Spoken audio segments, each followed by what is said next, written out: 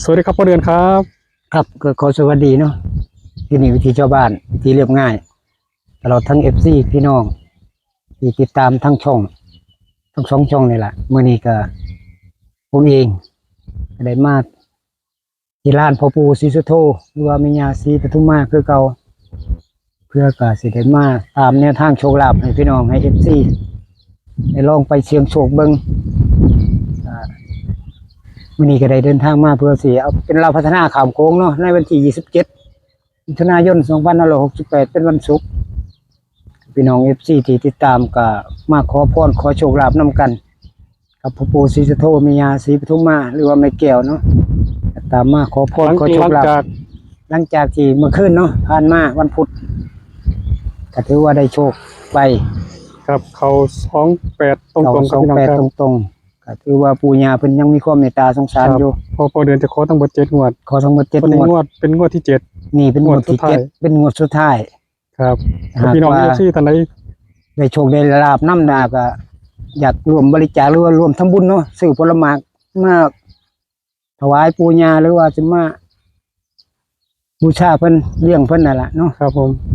ก็บ่เป็นหยังไผได้โชคนำก็คือว่าคนละ5 บาท10 บาทเนาะคนละ5 บาท10 บาทก็บ่เป็นหยังก็มีน้ำจิตน้ำใจอยากรวมทำบุญนำกับพ่อปู่ศรีสุโธแม่ย่าศรีปทุมมาก็บริจาคได้เนาะก็ถือว่าทำบุญร่วมกันช่วยกันแบ่งปันกันไปจะมาตามต่อขอวันนี้ก็จะมาขอเป็นงวดสุดท้ายหลังจากเขาไปแล้วหางวดผ่านไปงวดนึงผ่านไปงวดนึงครับพี่น้องครับแล้วมาติดตามต่องวดที่7เป็นงวดสุดท้ายเนาะครับผมตามกับพ่อเดือนครับพี่น้องครับตามมาพี่น้องครับไปได้ปู่ย่าเพิ่นให้อีกก็พี่น้อง FC ก็ต้องลองเสี่ยงโชคเบิ่งหรือว่าติดตามไปนำกันผมตามพ่อเดือนไปตามขอโชคขอพรนำกัน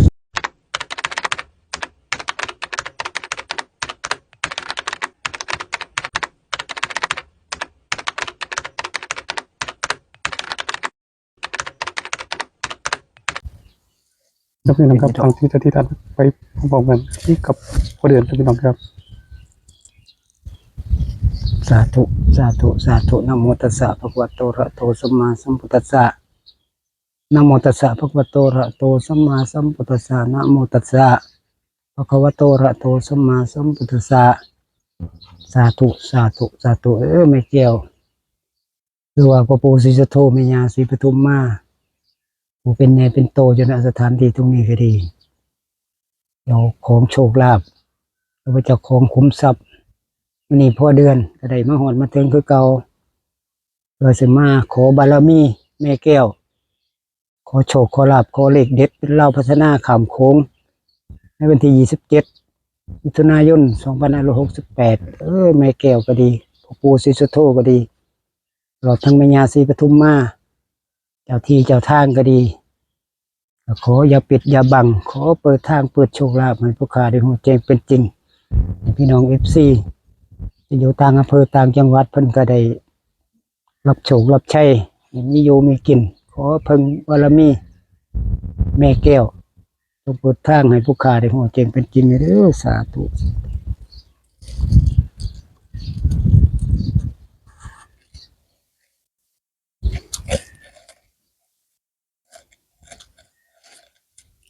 ตัวนี้ก็มันเกี่ยวขอพรปู่ย่าครับพี่น้องครับตั้งจิตอธิษฐานไปพร้อมๆกันเด้อพี่น้อง FC ทั้งหลายครับพี่น้องครับวันนี้ก็ได้เดินทางมาที่ลานปู่ศรีสุโธแม่ย่าศรีปทุมมา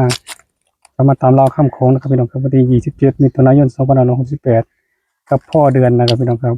ซึ่งขอมาแล้ว6 งวดนะครับวันนี้เป็นงวดที่7ครับขอเป็นไว้7 งวดเอาไป5 งวดครับพี่น้องครับทางคิดอธิษฐานไปพบในกันครับพี่น้องครับแม่ย่าศรีปทุมมาพ่อปู่ศรีสุโธตลอดทั้งแม่แก้วก็ดีตลอดสิ่งศักดิ์สิทธิ์เจ้าที่เจ้าทางภูมิให้ภูมิหน้าภูมิวัดภูมิว่าก็ดีภูมิบ้านภูมิเมืองมื้อนี้พ่อเดือนเนาะก็ได้มาฮอดมาถึงจะได้มาถวายน้ำแดงน้ำเปล่าน้ำดื่มเด้อให้ปู่ให้ย่ามารับหูรับอยู่รับกินมารับทราบกาเองมามื้อนี้ก็ขอโชคขอลาภละขอเลขเด็ดคือเก่าเล่าขามโค้งในวันที่27 ได้ประตูเมื่อไรนะเดี๋ยวซื้อได้แล้ว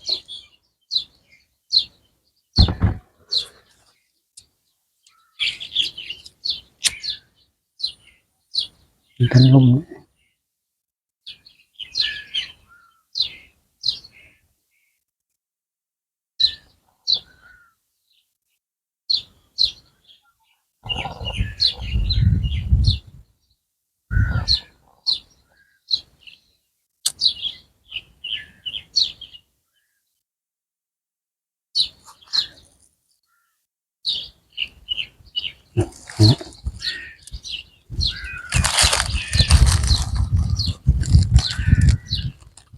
สาธุสาธุสาธุนะโมตัสสะภะคะวะโตอะระหะโตสัมมาสัมพุทธัสสะนะโมตัสสะภะคะวะโตอะระหะโตสัมมาสัมพุทธัสสะนะโมตัสสะภะคะวะโตอะระหะโตสัมมาสัมพุทธัสสะกายวาจจิตตังอหังวันทา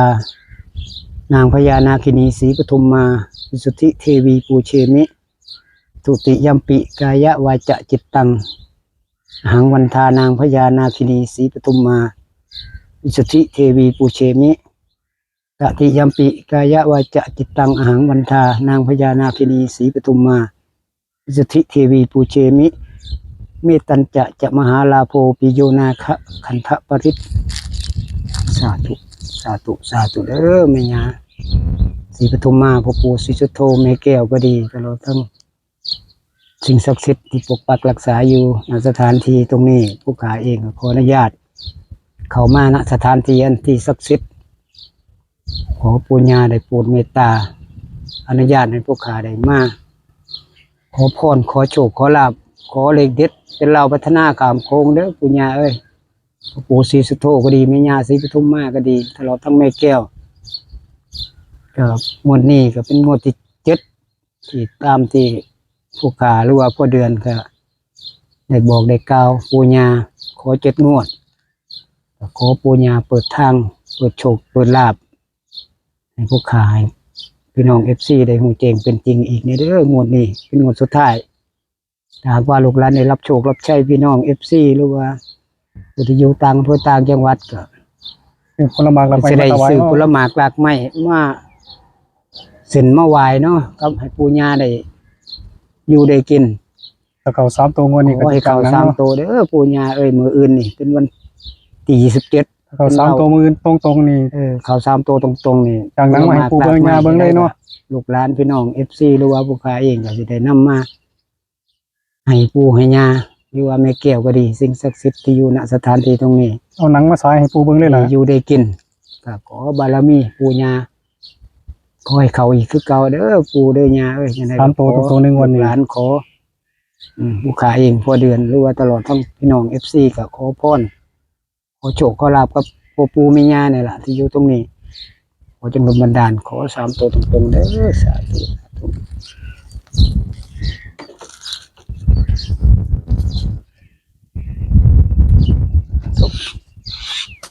จะถูกไปก่อนว่าไปขอบพวงอะไร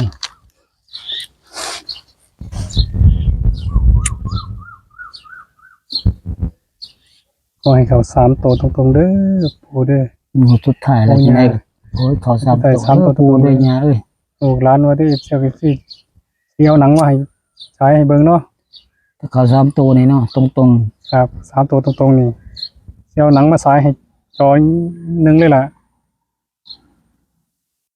เพราะว่าปู่ย่านี่เพิ่นมักเบิ่งหนัง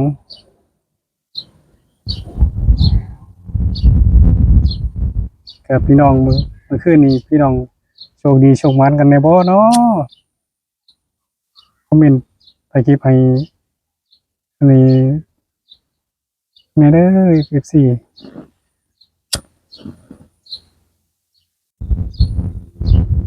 นี่ละงูนี่ละโอเคให้คือเก่าละปูยานะ แม่น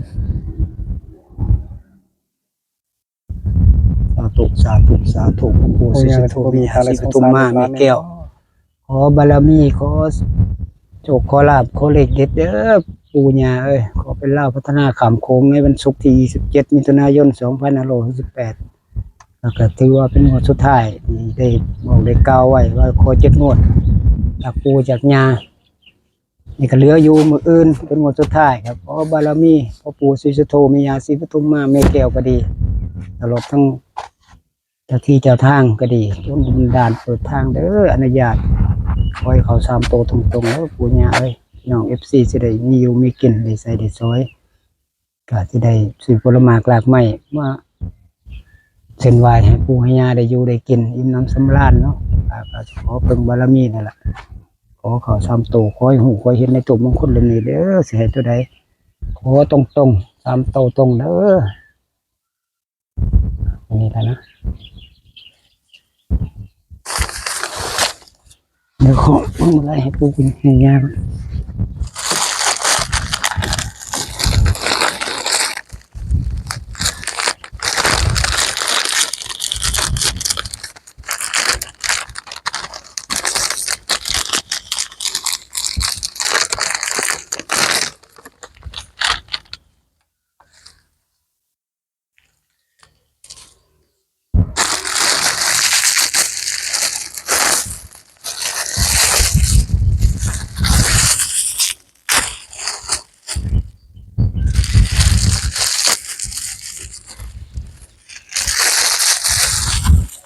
นี่ต้องก่อน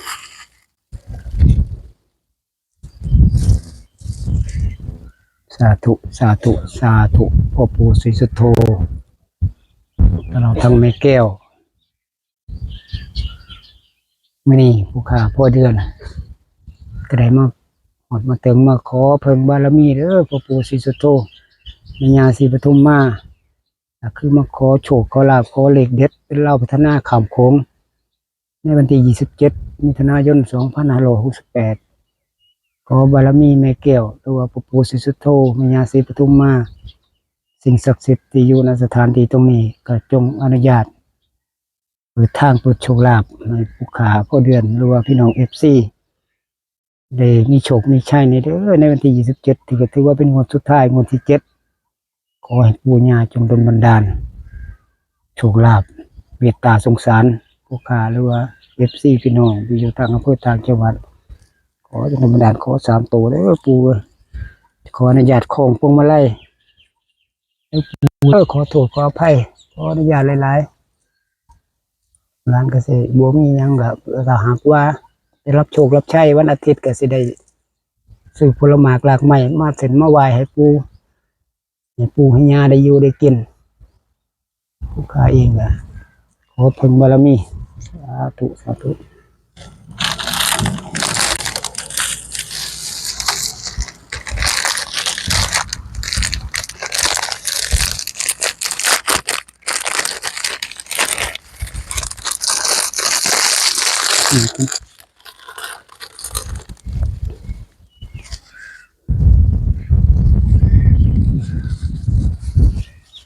สาธุสาธุสาธุแม่ย่าศรีปทุมมาปู่ศรีสุโธตลอดต้องแม่แก้วสิ่งศักดิ์สิทธิ์เจ้าที่เจ้าทางก็ดีมื้อนี้ผู้กายเองพ่อเดือนตลอดทั้งพี่น้อง FC ที่อยู่ต่างอำเภอต่างจังหวัดก็ได้ทรงจิตทรงใจขอโชคขอลาภขอเลขเด็ดจากพ่อปู่ศรีสุโธแม่ย่าศรีปทุมมาตลอดทั้งแม่แก้วก็ขอให้แม่ย่าศรีปทุมมาหรือว่าสิ่งศักดิ์สิทธิ์พ่อปู่ศรีสุโธก็ดีแม่แก้วก็ดีจงอนุญาตเปิดทางเปิดโชคลาภให้พี่น้องให้ FC ให้มีอยู่มีกินได้โชคได้ใช้ในเด้อในวันศุกร์ที่27มิถุนายน2568เป็นเราพัฒนาเด้อปู่ย่าเอ้ยคือเก่า2 ทุ่มครึ่งปู่ย่าได้ไปเบิ่งไปเหลียวจับใส่ให้ลูกให้หลานได้มีอยู่มีกินได้รับโชครับใช้ในเด้อขอ3ตัวตรงๆเด้อสาธุสาธุขออนุญาตเด้อย่าเอ้ยขออนุญาตของพวงมาลัยให้ปู่ให้ย่าสิ่งศักดิ์สิทธิ์อยู่ตรงนี้ก็จงดลบันดาลเปิดทางเปิดโชคลาภให้ผู้ค้าในหัวแจงเป็นจริงมันสิใดตัวใดให้ตัวใดก็ขอให้ขอเห็นถูกมงคล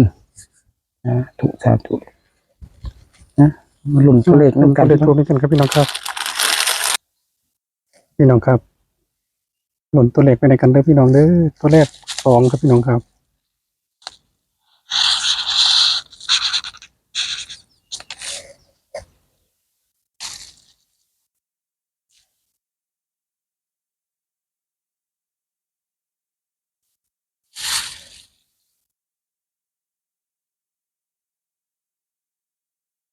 สองอย่างเนาะ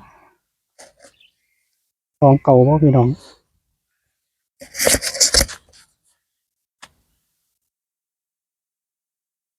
ลุ้นไปด้วยกันครับพี่น้องครับ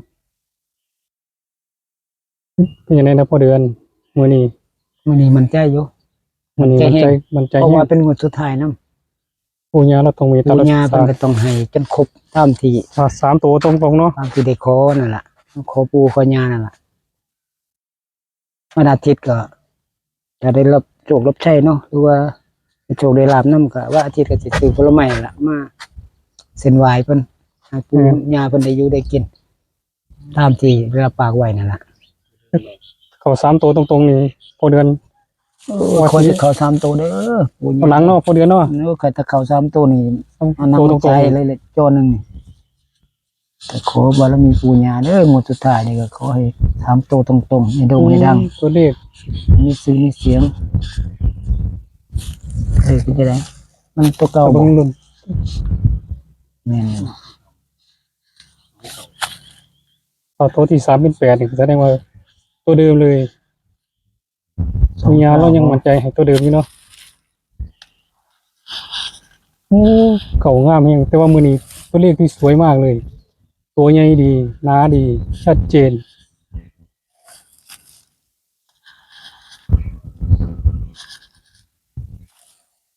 ลุ้นพอเดือนมักตัวใดครับ ตัวที่3ที่ ตัวที่3แม่นนะ มักตัวใด ผมมักเลข1 มักหนึ่งบ่ มันสิมาบ่ล่ะเลข1มักตามความฝันหรอกว่า พอเดือนฝันจังได๋นะบ่ FC ฟังแหน่ ฝันก็คือฝันว่าเก็บได้พระ เออ พระพุทธรูปนี่น้อยสัมโปมือนี่ล่ะ พาเขาเป็น8หรือ พระ เป็น อง เก้า ค์หนึงเป็น8หรือเป็น1นี่ล่ะ พานี่บ่เอาต่อ ก็ว่าพระนั่นเพิ่นป้อนข้าวเด็กน้อย ป้อนข้าวเด็กน้อยนะคือข้าวเหนี้นั่นล่ะเพิ่นก็ป้อนเด็กน้อยมันก็ย่างไปย่างมาเด็กน้อยผู้หนึง ครับ แต่ว่าคนป้อนข้าวเป็นพระบัดนี้ เป็น ผม พา ก็เลยว่าสิพระก็8บ่เด็กน้อยก็เป็น1บ่คิดว่านะ อืม สิไปทำนองนั้นล่ะความฝันน่ะ ครับ แต่ก็บ่เฮาก็บ่สามารถฮู้ได้เนาะก็แล้วแต่ผู้ย่าเพิ่นสิเป็นแนว เป็น ทา การ งให้ เชียง พี่ โช น้ ว์ อง เฮาเป็นแนวทางในเชียงโชว์โปรดใส่วิจารณญาณในการรับชมนะพอเดือนเนาะ แม่นพี่ เอา น้อง ขโมยเลข FC ออกสิออกตัวใดดอกครับพี่น้อง บ่ ครับ ฮู้ดอกผมก็ได้ แต่ แต่ เราก็ทำเพียงแค่แนวทาง แต่เรา เพียงแนวทางให้เสี่ยงโชคเบิ่ง ครับ มัก ก็ ก็ตามบ่มักก็ผ่านไปก็บ่เป็นหยัง มาขอกับปู่กับย่าเนาะ อาศัยบารมีปู่ย่าเพิ่นสิ มี ซ ตา อย และสงสาร เมตตาให้เฮาได้ ร้าน FC เนาะ FC พี่น้องเฮาที่อยู่ต่างอำเภอก็ดีที่ติดตามอยู่ทั้งช่อง2ช่องนี่ล่ะก็ขอภาวนาหรือว่าขอพรนํกันไปเพื่อว่ามีโชคมีลาภ 90 แม่นบ่ 0แน่นอนโอ้งามแฮงงามอีหลี ศูนย์บ่นะ งามอีหลีพอเดือน งามบ่งามเลยเนาะ งามอีหลีเอาล้อเลยล่ะ ข่าว3ตัวตรงๆมั่งซั่นมีสิทธิ์อยู่ แต่ว่ามีสิทธิ์เนี่ยทุกอย่างมันต้อง 100% เต็มร้อยเล มั่ ย น ได้ ใจ เนาะ เต็มร้อยเนาะ เดี๋ยวนี้วันนี้เป็นคนสุดท้ายนะต้องเต็มร้อยไหมมีความมั่นใจสูง ครับน่าจะเป็น0มั้งครับ290โอ้ยงามอย่าท่านอืม ไม่ใช่ข้าวเฮ้ยข้าวจริง รู้ก็ได้ข้าวก็ได้ ๆ แต่หาไม่ค่อยเห็น พอเดินมาเบิ่งก็จะมาเขียน เบิ่งกันเด้อ เก่าแล้ว299แม่นอีหลี299 299 อีกแล้วล่ะ เลยบ่หลังบ่หลายตัวเนาะ นี่เลยบ่หลายหมื้นี้ก็คือกลับไปกลับมาเอา เขียนให้เพิ่นเลย266 266 กราฟให้พร้อมเลยครับพี่น้องครับน่าจะเป็น299ครับพี่น้องครับเดี๋ยวจังเลยให้พอเดือนสรุปให้ FC ฟังอีกครั้งหนึงครับ แม่น ครับพี่น้องครับหลังจากพอเดือนจุดธูปมงคลจุดธูปถึงใต้ขอปู่ศรีสุโธมีงานศรีพุทธบ้านนะครับพี่น้องครับงวดที่7ให้3ตัวตรงๆให้พอเดือนอธิบายให้ FC ฟังนะครับผม ครับก็ขอสวัสดีเนาะ FC พี่น้องที่ติดตามทั้ง2ช่องมื้อนี้ก็ถือว่าเป็นงวดสุดท้ายที่ได้มาขอปู่เพราะว่าขอไว้7งวดนี่เป็นงวดที่7มื้อนี้ก็มันจุดธูปขอก็ได้ตัวเลขก็คือ299ก็เลย กับ266นี่266นี่ย่านเก้ามันกลับหัวลงเป็น6ครับ ก็เลยเขียน266ให้นำเนาะหางหนึงตัวหนึงจะตัดคู่จับคู่ให้ก็คือ29แล้วก็99เนาะตัวนี้กับตัวนี้อีกส่วนนี้ก็คือ26แล้วก็66ก็มีประมาณนี้เนาะมื้อนี้สำห ค รั รั บบ ผม งวดที่7เป็นงวดสุดท้ายนี่ปู่ย่าเพิ่นก็คงสิให้3ตัวแล้วมั้งงวดนี้เนาะ3ตัวตรงๆล่ะ หลังจากวันอาทิตย์เท่าที่ วันนั้น ดอกไม้มาถวาย ว่าสิซื้อ ปู่ย่า ผล เนาะ หมากหลากใหม่มาถวาย เขาสิไป มา ขอต่อฮื้อจีจังไดก็ต้องตามฝาก FC เนาะ ขอต่อไปอีก หลังจาก แต่ว่าเฮาต้องได้ เส้นไหวเพิ่นแล้วก็ขอโชคต่อ ถวาย กับปู่กับย่าอีก ครับ ว่าก็ขอไปเรื่อยๆล่ะจนว่าพี่น้อง FC หรือว่าบ่ได้อยู่ได้กินพุ่นล่ะก็เอา ฝากพี่น้องท่านใด อยากร่วม ร่วม ทำบุญเนาะ ทำบุญ หรือว่าซื้อผลหมากหลากใหม่คนละเล็ก มา ละ ถ น้ วา อย ย ปู่ ก็ ย่า ถวายปู่ย่าก็ทำบุญได้เนาะ ทำบุญได้ ก็ เนาะ คือคนละเล็กละน้อย ครับ มี ปัญหาบ่ ก็ ได้สิบ ถ้าบ่มีก็บ่เป็นหยังเนาะ ครับผม ว่าคนละ5 บาท 10 บาท 2 บาท 3 บาท แต่ว่า บ่ เพราะว่า กัน พอเดือนเพิ่นได้บอกไว้แล้วว่า ก็เพราะว่าได้บอก หลังจาก ได้ก้าวไว้แล้วก็มัน หลังจาก7 งวดก็สิซื้อผลไม้กลากไม้มาเลี้ยงมาเส้นไหว้เพิ่นให้ ครับ เพิ่นได้อยู่ได้กินว่า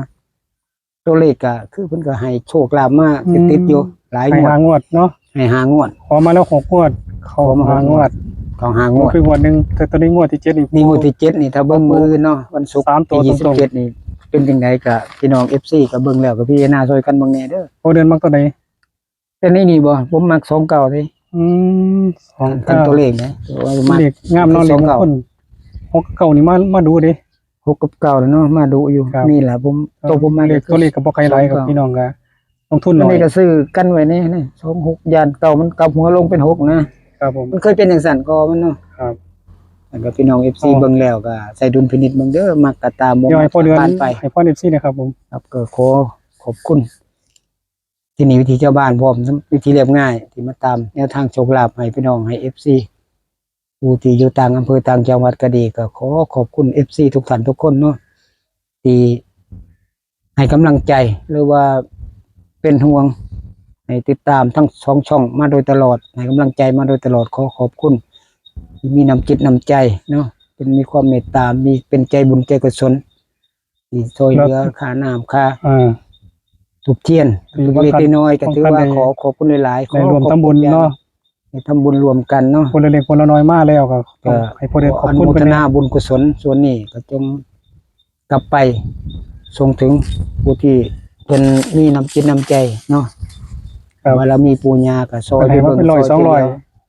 ก็ให้เป็นได้ไปเป็นแสนเป็นล้านเนาะ โอ้ได้มา100 200ก็ถือว่าน้ำจิตน้ำใจเนาะก็ไว้กลับไปได้100 ล้านพันล้านหรือ แสนล้านเนาะ แสนล้านก็ขอบารมีปู่ย่าก็จงไปเบิ่งไปเลี้ยวไปซอยพี่น้อง FC ในเด้อผู้ที่มีเป็นใจบุญใจกุศลเนาะมีน้ำจิตน้ำใจเล็กๆน้อยๆก็ถือว่าถึงน้อยถึงสิมากก็ถือว่าน้ำจิตน้ำใจพวกข้าเองผมเองก็ขอขอบคุณพี่น้อง FC ที่มีน้ำใจเนาะที่ให้กำลังใจมากผมก็บ่มีหยังสิฝากกันนอกจาก แนวทางโชคลาภให้พี่น้องไปลองไปเสี่ยงโชคเบิ่งอีกเบิ่งเพราะว่าเป็นงวดสุดท้ายเนาะเพื่อเป็นไปได้ เพื่อปู่ย่าเพิ่นมีความเมตตาสงสาร อาจจะให้อีกแต่สำหรับวันอาทิตย์นี่ก็ต้องวิธีชาวบ้านพร้อมทั้งวิธีเริ่มง่ายแล้วพร้อมผมเองก็สิต้องได้ไปหาผลไม้รากไม้เนาะมาเส้นมาไหว้ให้ปู่ให้ย่าเพิ่นได้ ครับผม อยู่ได้กิน เพราะว่าได้บอกได้กล่าวเพิ่นไว้แล้วก็เพิ่นก็ให้โชคลาภตามความตั้งใจ พี่น้องอยากจะรวมทำบุญนำก็ พี่น้องก็อยากร่วม ใช่เนาะ ก็บ่เป็นหยังเนาะ รวมทำบุญได้กับพอเดือน รวมทำบุญได้คนละเล็กละน้อยบาท2 บาทก็ได้ดอกบ่จำเป็นต้องหลายดอกได้น้อยเฮาก็สำหรับผู้ที่ได้โชคได้ใช้นำเด้อแล้วผู้บ่มีก็ผู้บ่ได้ก็บ่เป็นหยังก็ให้กำลังใจกันไปเนาะ ครับผม ก็ขอรุ่นขอ ครับ ปู่ขอยาไปเรื่อยๆล่ะจนว่าได้อยู่ได้กินหมดหนี้หมดสินเนาะก็ ครับ ขอ สาธุ บารมี สาธุ เด้อปู่ย่าสิ่งศักดิ์สิทธิ์ปกปัก ที่นี่ รั วิ ก ธี ษา ชาวบ้านและวิธีเลี้ยงไม้ต้อง น้อ ข ง อบคุณ FC พอเดือนนะครับพี่น้องครับที่มาให้แนวทางดี ขอให้ปังๆมัน ๆ ๆ ครับ คือ พี่น้อง เก่า ครับหลั สาง จาก ธุ ให้เขามา28ตรงๆครับพี่น้องครับปฏิคายว่าได้เลยต้องขอขอบคุณ FC นะครับพี่น้องครับที่เขามาเบิ่งกันทุกคนเลยกดแชร์และ FC ที่น่าฮักนะครับที่รวมทำบุญซื้อพวกผลไม้รวมกับพอเดือนเนาะ ครับ ขอขอบคุณเพิ่นอีก ขอบคุณหลายๆ ขอบ เนาะ คุณหลายๆครับพี่น้องครับ ขอบคุณมากๆล่ะ นี่บังปังเด้อส ขอ วัสดี ให้ ครับ มีโชคมีชัยตลอดไปตลอดปีเด้อขอให้มันหมานมีโชคมีลาภ เอาละผ่านละนี่แบบ